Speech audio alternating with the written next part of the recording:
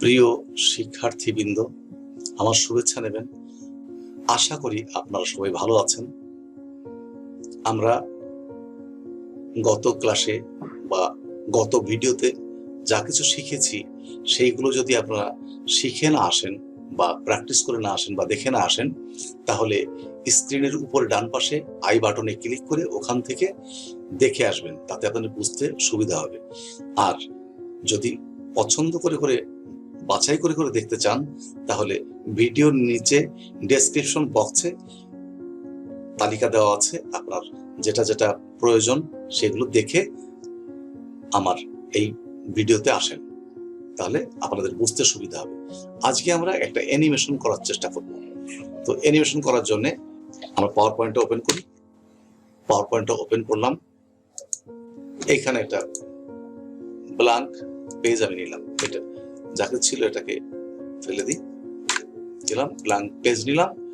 এখানে আমি একটা অ্যানিমেশন করব, ব্যাকগ্রাউন্ড দরকার। ব্যাকগ্রাউন্ড আমার কাছে নাই, যে কারণে আমি ব্যাকগ্রাউন্ড আনবো। আমরা যে ছবিগুলো নেব সেই ছবিগুলো আপনার বিভিন্ন সোর্স থেকে নিতে পারেন। আপনার নিজস্ব থাকতে পারে, নিজের ছবি তোলা থাকতে পারে, ফায়ারফক্স আছে, মজিলা আছে, গুগল ক্রোম আছে। সবচেয়ে জনপ্রিয় গুগল ক্রোম। আমরা গুগল ক্রোমে যাব। গুগল ক্রোমটা সবাই ব্যবহার করতে অভ্যস্ত, আমি মনে করি সবার জন্য বুঝতে সুবিধা হবে। গুগল ক্রোমে গেলাম। এখানে গিয়ে আমি ইমেজে ক্লিক করলাম ডান পাশে। এখানে লিখে দেই ফরেস্ট ব্যাকগ্রাউন্ড ফর অ্যানিমেশন দিলাম। এখান থেকে আমি একটি পছন্দ মতো একটি ব্যাকগ্রাউন্ড আমি নিয়ে নিই। আমাদের নিতে হবে জিপ ফাইল। যে ছবির উপরে জিপ লেখা আছে সেই ছবিতে আমি যাব, ক্লিক করব। এখানে দেখতে পেলাম এটা জিপ, এইটা জিপ লেখা আছে, এখানে জিপ। তো এইটাকে আমি সেভ করি। রাইট বাটন ক্লিক করে আমি সেভ ইমেজ দিলাম। এখানে সেভ ইমেজ দিলে আমার ডেস্কটপে আমি লিখলাম ফিল্ড সেভ। আমরা এরপরে নেব রানিং ডগ জিপ ফাইল দেব। একটা কুকুরের ছবি নেই, এই কুকুরের ছবিটা আমার ভালো লেগেছে, আমি এইটাকে ক্লিক করে ওপেন করি। এখান থেকে এইটা জিপ ফাইল, এই জিপ ফাইলটা আমি সেভ করি। রাইট বাটন ক্লিক করে আমি সেভ ইমেজ দিলাম। এখানে লিখলাম 1 2 3, ব্যাস 1 2 3 দিয়ে সেভ করলাম। ওকে, এবার লিখবো আমি রানিং ক্যাট জিপ লিখলাম। এই বিড়ালের ছবিটা আমার ভালো লেগেছে, আমি এটা নিলাম। এটাকে রাইট বাটন ক্লিক করে আমি সেভ ইমেজ দিলাম। আমি এটাকে সেভ দিলাম 444 এই নামে, ডেস্কটপে সেভ করলাম। সেভ। ওকে, এখন আমি একটা ব্যাকগ্রাউন্ড নিলাম, কুকুর নিলাম, বিড়াল নিলাম। আমি আমার পাওয়ার পয়েন্ট এখানে যাই। এখানে গিয়ে ইনসার্ট যাব। ইনসার্ট পিকচারে প্রথম ব্যাকগ্রাউন্ডটা নেই, আমার ফিল্ড এটা নিলাম, ইনসার্ট। আমি এটাকে বড় করার জন্য এই বড় করলাম। আমি এটাকে স্লাইড শো দিয়ে দেখাই যে আমার এটা কেমন, কি অবস্থা কি। ও বামের থেকে ডানে যাচ্ছে, না ডানের থেকে বামে যাচ্ছে, আমার লাগবে বামের থেকে ডানে। তাহলে এইটাকে আমি উল্টো করে দিই। এইখানে ধরে এই পয়েন্টটাকে ধরে যদি এখানে নিয়ে যাই আর ডানেরটা বামে নিয়ে এসে টেনে, তাহলে এইটাই আবার উল্টো হয়ে যাবে। অর্থাৎ এখন মুভ করবে উল্টো অবস্থায়। আমি আবার দেখি, এই যে এখন মনে হবে যে ডান পাশ থেকে বামে দিকে যাচ্ছে। এসকেপ দিয়ে এটা বন্ধ করি, আবার ইনসার্টে যাই। ইনসার্টে গিয়ে আবার আমি পিকচার ইনসার্ট করি। আমি নেব ডগ নিলাম, ইনসার্ট নিলাম। ডগটাকে আমি স্ক্রিনের বাইরে রাখি। আমি ছোট করে দিই, ভিউটা স্ক্রিনের বাইরে রেখে দিলাম। এবার আমি ইনসার্টে গিয়ে পিকচারে যাই, পিকচার থেকে ক্যাটটা আনি। ক্যাটটা এনে এই যে রাখি। ক্যাটটা এখানে উপরে দেখা যাচ্ছে, কুকুরটাও উপরে, কুকুরটা পিছন পড়ে যাচ্ছে। কুকুরটাকে আমি উপরে নিয়ে আসি, এই যে কুকুরটা উপরে চলে আসলো। এখন আমি ভিউটাকে একটু ছোট করে কুকুরটাকে বাইরে নিয়ে যাই এবং বিড়ালটাকেও বাইরে নেব। তার আগে একটু কথা আছে, বিড়ালটা স্ক্রিন আছে, স্ক্রিনটাকে আমার সরানো দরকার। মানে সাদা যে রংটা ব্যাকগ্রাউন্ড, এটাকে সরানোর জন্য আমি যাব এই কালারে গিয়ে এইখানে আমি সেট ট্রান্সপারেন্ট কালার এটা দেব।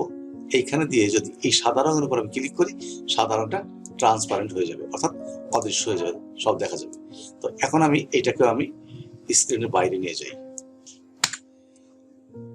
এবার আমরা অ্যানিমেশন দেওয়ার প্রস্তুতি নিচ্ছি। তো বিড়ালটাকে সিলেক্ট করা অবস্থায় আমি অ্যানিমেশনে যাব। অ্যানিমেশনে গিয়ে এইখানে যাই, নিচের গিয়ে আমি এই লাইনটা নেব। এই লাইনটা নিয়ে দেখতে পাচ্ছি যে লাইনটা, তো অ্যানিমেশনে থাকা অবস্থায় এই যে আমার রেখাটা, লাইনটা, এটাকে সরায় নিয়ে আসতে হবে, অর্থাৎ এখানে এইভাবে, অর্থাৎ এই অবস্থায়। কিন্তু বিড়ালটা তো চলবে রাস্তা দিয়ে, এই রাস্তাটা এইখানে, তো এইখানে এই পজিশনে আমি রাখি বিড়ালটাকে। তো আমার এইটাকে সরায় নিয়ে আসি। আমি লাইনটাকে ধরে এই বিড়াল থেকে এই রাস্তা এখানে নিয়ে আসলাম। আমি একটু দেখি ঘটনা কি দাঁড়ায়। বিড়ালটা এই অবস্থায় চলে আসলো। ওকে, এসকেপ দেই। ঠিক একইভাবে কুকুরটাকে আমি এখানে সেট করি। সেট করার পরে আমি আবার অ্যানিমেশনে যাই, এই অ্যারোতে ক্লিক করে আমি আবার এই লাইনটা আনি। লাইনটা এনে এই যে কুকুরের এখান থেকে এটাকে সরিয়ে এইখানে এটাকেও একই দিকে নিয়ে যাই।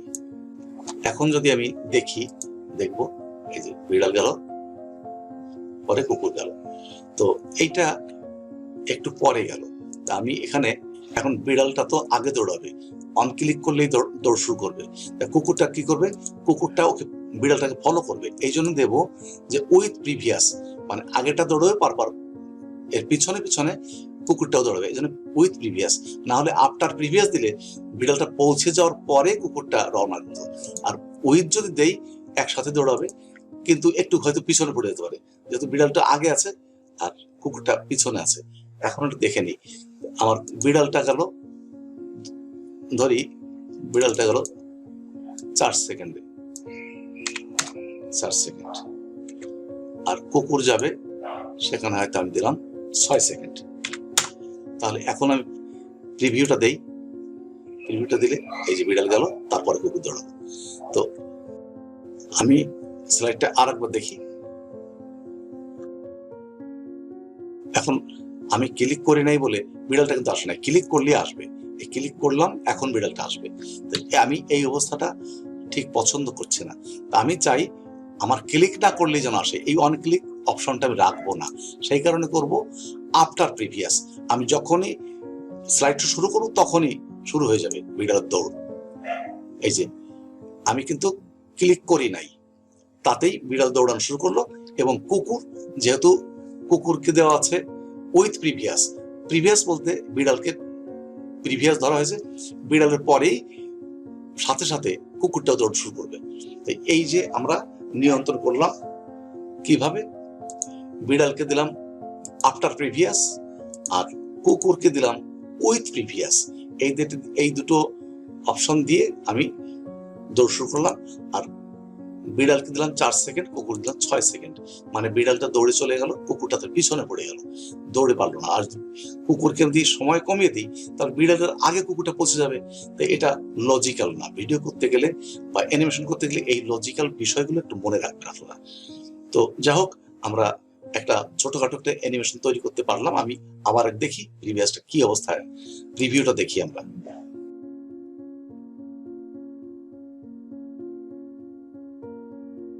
আমরা যদি এখন এটাকে ভিডিও সেভ করতে চাই, ফাইলে যাব, ফাইলে গিয়ে সেভ অ্যান্ড সেন্ড, এখানে যাব, এখানে গিয়ে ক্রিয়েট এ ভিডিও আমি যাব।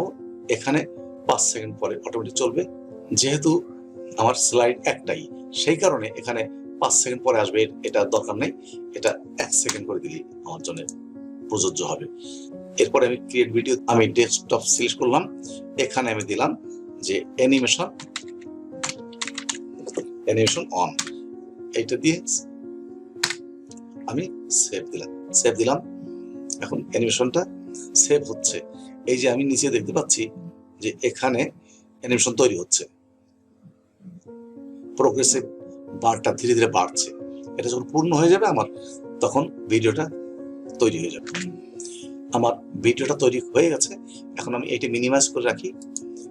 এখন ভিডিওটা দেখবো আমি এই অ্যানিমেশন অন ছিল আমার ভিডিও, দেখি।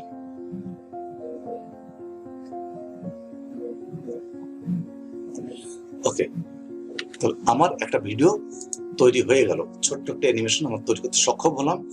এইভাবে আপনারা ছোটখাটো কাজ যে কোনো অ্যানিমেশন এখান থেকে তৈরি করতে পারবেন। পরবর্তী ভিডিও দেখার আমন্ত্রণ জানাই। যদি আমার চ্যানেলটা আপনাদের ভালো লাগে নিশ্চয়ই শেয়ার করবেন, কমেন্ট করবেন এবং সাবস্ক্রাইব তো করবেনই, এটুকু দাবি তো করতেই পারি যদি ভালো লাগে আপনাদের ভিডিও।